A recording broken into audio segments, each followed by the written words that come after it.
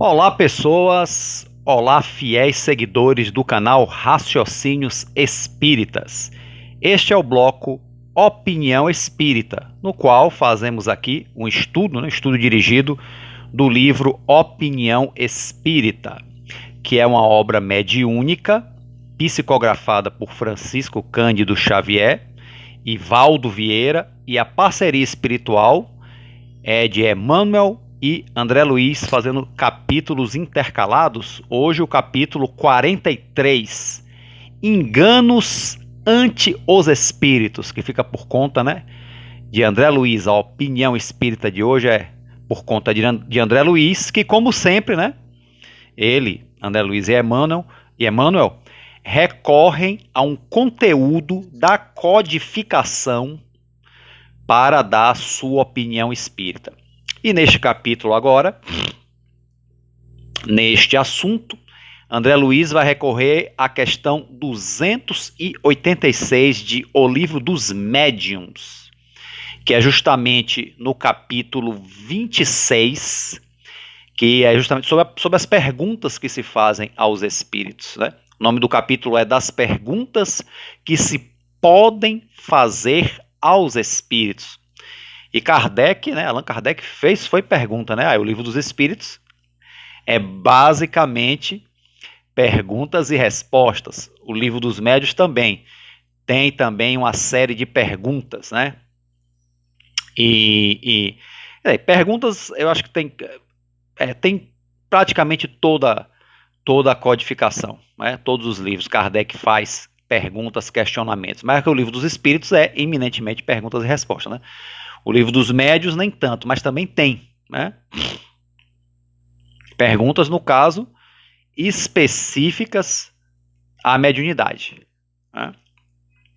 E aí, ele vai fazer aqui uma chamada, o item 286, justamente chama Observações Preliminares, de como fazer as perguntas aos espíritos, Quando a gente, numa sessão espírita, uma sessão mediúnica, destinada a estudos, destinada a reflexões, Não está se falando aqui de uma sessão mediúnica de desobsessão, É diferente. Aqui é uma reunião mediúnica de estudos. Kardec fazia muitas, Que ele estava realmente pesquisando as relações do mundo espiritual com o mundo físico, nosso mundo material, ao qual estamos encarnados nesse momento, E aí ele sempre tinha uma série de questionamentos. Então, dessas observações preliminares, Kardec vai simplesmente nos deixar bem claro que as perguntas, gente, devem ser úteis e não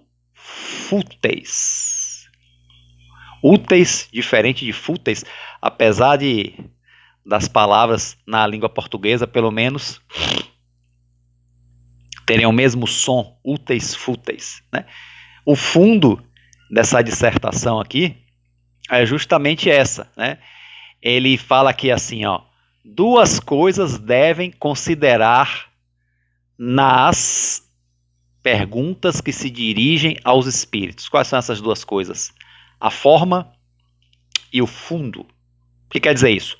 A forma como você vai perguntar. Kardec, inclusive, orienta que já se formule essas perguntas antes da sessão com os espíritos, Que já leve essas perguntas formuladas, porque muitas vezes os próprios espíritos já estão observando você fazer as perguntas e já estão lá, e as respostas já saem mais céleres. Muitas vezes até ele observa aqui que algumas perguntas são respondidas mesmo antes de ser verbalizadas, porque ele já tem os espíritos já têm o conhecimento anterior.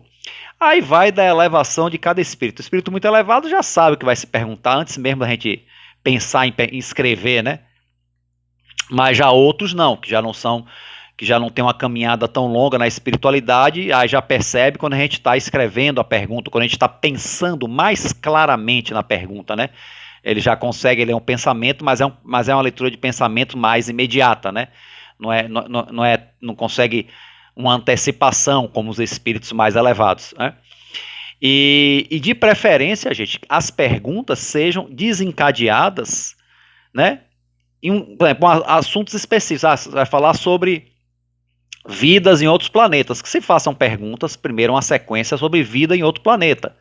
Tipo assim, botar uma pergunta aqui de vida em outro planeta, aí depois bota outra sobre reencarnação, bota outra sobre vida espiritual, aí depois volta a vida de outro planeta. Quer dizer, meio que essa desorganização não é uma questão que isso incomoda os espíritos, não, mas é uma desorganização, até para que as instruções não sejam claras. Então, botem sequenciais, perguntas sequenciais de um assunto, depois de outro. Isso também já ajuda na questão do absorver melhor o conhecimento. E façam perguntas úteis, né? Isso aí é a forma. Agora, o fundo, realmente, são as perguntas úteis, evitar as perguntas fúteis. Perguntas realmente que têm utilidade, perguntas que acrescentem, né, alguma coisa. O Kardec diz aqui, o fundo da questão exige atenção ainda mais séria do que a forma. A forma é importante, né, como eu descrevi aqui, né? Todo mundo lendo, viu? Depois daqui pegando o Livro dos Médiuns e lendo esse capítulo, questão 286, né? Que eu estou falando aqui por alto, o texto é muito grande, eu estou dando uma resumida, então não fiquem só com a resumida de Ricardo Dib. Deem uma boa lida, vocês que acompanham esse estudo Opinião Espírita, né? Então o fundo exige uma atenção mais séria, porquanto muitas vezes, a natureza da pergunta que provoca uma resposta exata ou falsa, a depender do espírito que se apresente. Não é verdade? Por isso aí, a vigilância, né? E existem algumas perguntas que os espíritos simplesmente não vão responder, seja de qualquer ordem, superior ou inferior, porque por motivos que desconhecemos, porque realmente não é permitido que se revelem certas coisas, né? Talvez porque a gente não alcançaria. Como Jesus não revelou algumas coisas na época dele, deixou por parábolas, porque a nossa mente ainda não pode alcançar. Então não se deve insistir em questões que os espíritos já deixaram bem claro que não vão responder. Né? Então dá um caráter útil, né? E fazer pergunta, gente, realmente porque, por exemplo, a Kardec faz uma comparação aqui. Já pensou um sábio e outras pessoas fazendo perguntas bobas para um sábio, como se ele fosse uma criança sendo testado, né? Como uma criança que está fazendo uma prova oral na escola, né? Então a gente muitas vezes a gente evoca os espíritos superiores para fazer uma pergunta boba, pergunta de problemas do dia a dia que cabe a gente mesmo resolver, né? E a gente fica perguntando aos espíritos. Então tentemos fazer perguntas mesmo de ordem edificante aos espíritos, né? É natural que até certo ponto a gente pergunte questões que nos afligem no dia a dia, até certo ponto, mas não vamos fazer disso a rotina, né? Vamos fazer perguntas o mais edificantes possível para aproveitarmos bem a sabedoria de um espírito superior que venha a se manifestar, né? Então é mais ou menos isso aí, né? Que Kardec nos diz nessa dissertação da questão 286, né, das perguntas, mas leiam o texto que tem mais coisa a ser apreendida, né? Mas isso que eu falei aqui é a essência, e é baseado nisso que André Luiz aqui no capítulo 43 vai dar a sua opinião espírita, vai fazer aqui a sua dissertação, né?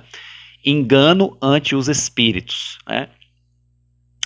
Então André Luiz ele diz assim: julgar que todos os espíritos benevolentes que se comunicam na Terra são instrumentos imaculados. Desencarnação é vida em outra face. Ou seja, nem todos os espíritos, mesmo que sejam benevolentes, mesmo que já tenham um grau, né, de superioridade moral, não quer dizer que eles sejam perfeitos, imaculados. Espíritos perfeitos são da ordem de espíritos puros, né? Aquela ordem de Jesus para lá, né? Mas assim, a desencarnação, gente, é simplesmente a vida do espírito que não está encarnado é simplesmente vida em outro, como diz André Luiz, em outra face, quer dizer, em outro prisma, né? Em outra situação, na qual nós já estivemos, aí viemos, encarnamos e vamos voltar, né? Espero que melhores do que viemos, né? E aí ele continua, considerar que eles veiculam princípios de virtude como se fossem anjos flanando deve ser pairando, flutuando, como se fossem anjos flanando nos céus, dando conselhos que nada lhe custa. Quer dizer, muitas vezes muitas pessoas ainda falam com os espíritos superiores como se fossem anjos criados assim pela eternidade com esse objetivo. Esquece que são gente como a gente, mas que deram passos na evolução, né? E aí muita gente vai, a gente tem essa atitude com os espíritos superiores, né? E aí André Luiz completa: o professor reconhece-se impelido a disciplinas mais austeras que a dos alunos para ser digno da missão de ensinar. Ou seja, esse benfeitor que está lhe orientando, ele está sob disciplinas muito mais sérias que a sua, né? Ele não é um anjo que já está perfeito, todo certinho, só para lhe inspirar. Ele também é um estudioso das verdades espirituais e ele tem uma disciplina muito grande, porque ele vai transmitir isso, né, para pessoas que querem aprender. Os espíritos inferiores não, né? Eles gostam de confundir, né? Por isso que a gente tem que ter o discernimento. Agora vejam, né? Veja que tem um meme muito engraçado, que é a pessoa perguntando ao professor: professor, você estuda? É verdade que o professor estuda para dar aula? Aí o professor ironicamente responde: não, tudo nos chega por inspiração. Durante a noite nós sonhamos sobre tudo aquilo que vamos ensinar, e no dia seguinte, quando a gente está na sala de aula, a gente lembra desse sonho com todas essas revelações e passamos para vocês. Aí já fica, essa ironia tem muito a ver com esse parágrafo aqui que André Luiz deu aqui, né? É engraçado, seria cômico se não fosse trágico, né? Vai fazer o quê, né? E André Luiz continua: chamá-los a propósito de bagatela. Bagatela, gente, é besteira, né? Todo mundo sabe o que é bagatela, coisa pequena, né? Chamar os espíritos a propósito de bagatelas. Criaturas relativamente educadas sabem respeitar os horários alheios, quer dizer, sabem respeitar a hora e o momento dos outros, né? Vai ficar chateando os outros por causa de besteira, né? Então, assim, a gente tem essa educação com o humano, né, no nosso dia a dia encarnado, mas ainda com os bons espíritos, né? Não é que eles ficam com raiva quando se faz isso, não, mas é porque a gente vai buscar ter essa atitude por uma questão realmente de nos educarmos, né, e buscarmos o útil. Solicita-lhes concurso em problemas estritamente materiais, né? As pessoas, isso aí você vê que procuram muito os médiuns adivinhadores, né? Para resolver meu relacionamento, salvar meu casamento, trazer meu homem de volta, trazer minha mulher de volta não sei quantos dias, ganhar dinheiro, essa coisa toda, né? Nunca teve uma procura tão grande. Você vê que a publicidade disso está em todos os lugares, né? Trago no fulano seu amor de volta em tantos dias. Como, gente, ele faz isso? Eu não sei. Vai lá, amarra e leva na marra. Como é que os espíritos fazem isso, então, se não for a pessoa hipnotiza, né? Então, assim, porque solicita-lhes concursos em problemas estritamente materiais, né? Aí André Luiz fala aqui: nenhum de nós, conquanto satisfeito de ser úteis, furtará obrigações dos outros, das quais eles necessitam para a segurança da própria felicidade. Ou seja, gente, né, a gente não vai querer obrigar os outros, né, a nos beneficiarem materialmente. Isso não é coisa nem lícita, nem com a ajuda de encarnados, muito menos de desencarnados, né? Apesar de que alguns desencarnados querendo se meter a fazer isso, né, pelos pactos e tudo mais, né? Mas isso é uma coisa muito perigosa que nos enovelam em processos obsessivos muito difíceis de se resolverem depois, né? Então vamos ter cuidado, né? Agora, continua aqui: censurá-los, ou seja, censurar os espíritos por não estarem à nossa inteira disposição. Quer dizer, os espíritos são os nossos animais de estimação. Tem que estar à nossa disposição, igual o cachorro. A gente estala o dedo, tem que estar aqui, né?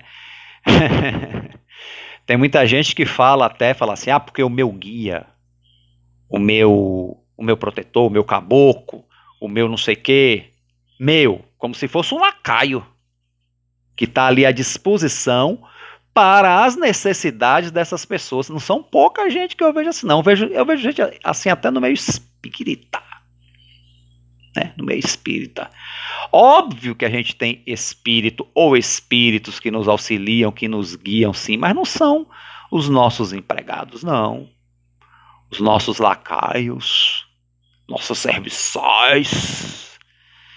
Pelo amor de Deus, gente, pelo amor de Deus. Houve um tempo que eu até queria, sabe? Ai, que seria tão bom se eu tivesse um serviçal desencarnado para resolver as coisas para mim. Olha que maravilha. Olha o pensamento do menino aqui. Porque é duro, gente, é duro a gente entender. É por isso que ser espírita não é fácil, né? Como diz Raul Teixeira, não é para quem quer, é para quem aguenta. Porque é duro aceitar que nós mesmos somos os responsáveis pela nossa caminhada. Que não podemos fazer tudo sozinhos, sim. Precisamos de ajuda, sim, de encarnados e desencarnados. Mas as decisões íntimas são nossas. E se precisamos de ajuda de encarnados e desencarnados, ajudemos também aos outros que possam precisar da gente, né? Essa consciência é importante, né? Também nesse aspecto, né? Então, censurados por não estarem à nossa inteira disposição, André Luiz completa: amigos sinceros e conscientes não escravizam amigos. Como é que eu vou escravizar um amigo espiritual? Para ficar à minha disposição de acordo com meus caprichos. Não se faz isso com um amigo material. É uma amizade tóxica, como chama isso. Imagina com amigos espirituais, né? Então, olha o Simancol.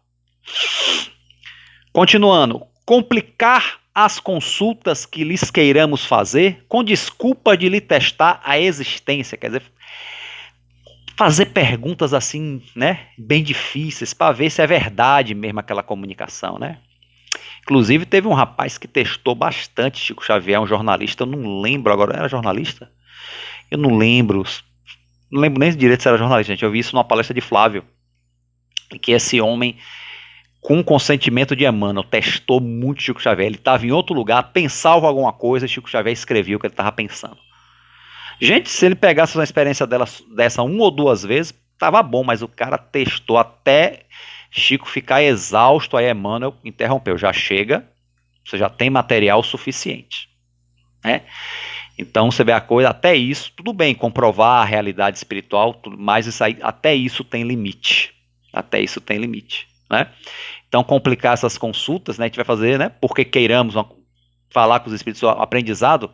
Por exemplo, eu participava de uma sessão de fluidoterapia, que era socorro espiritual, passe, tratamento magnético, e no final um mentor, um espírito benfeitor se manifestava e podíamos fazer perguntas a ele. Então, fazer perguntas, a gente podíamos até fazer perguntas sobre a nossa saúde, sim, mas desde que seja uma pergunta útil, né?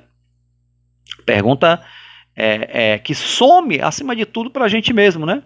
E não ficar testando se aquilo ali é verdade ou não, porque é uma perda de tempo. Porque se você não acredita que aquilo seja verdade, por que você está num tratamento espiritual? Assim eu pensava, né? Assim ainda penso, né?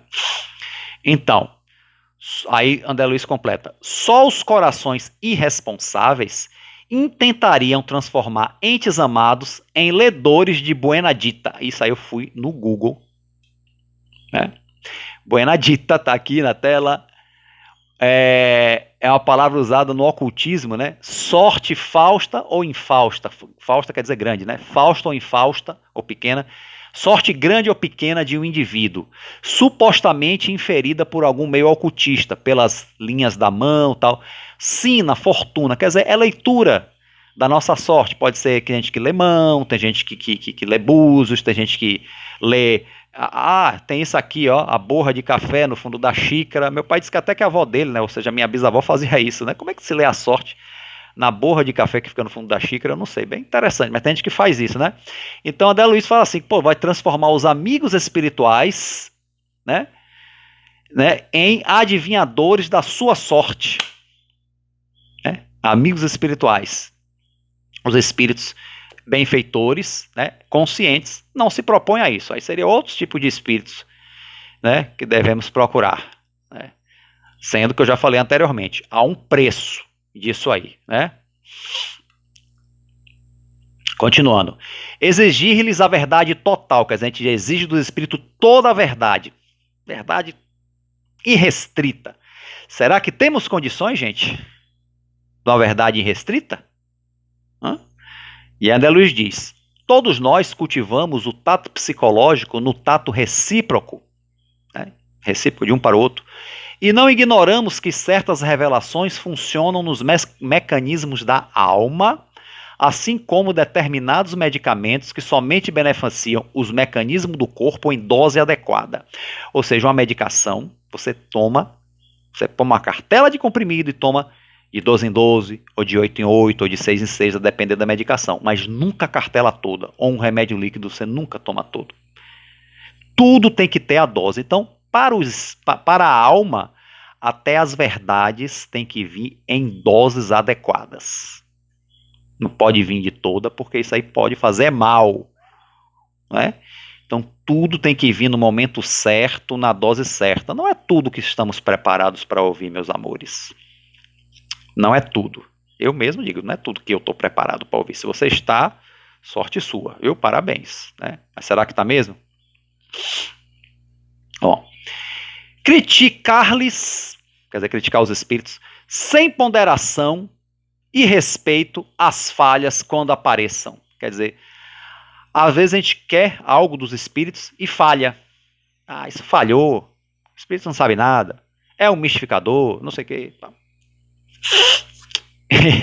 E aí André Luiz completa: a pessoa de bom senso compreende claramente o desacerto do benfeitor, de que já recebeu 99 favores perfeitos através de recursos imperfeitos. 90, de 100 recebeu 99 perfeitos.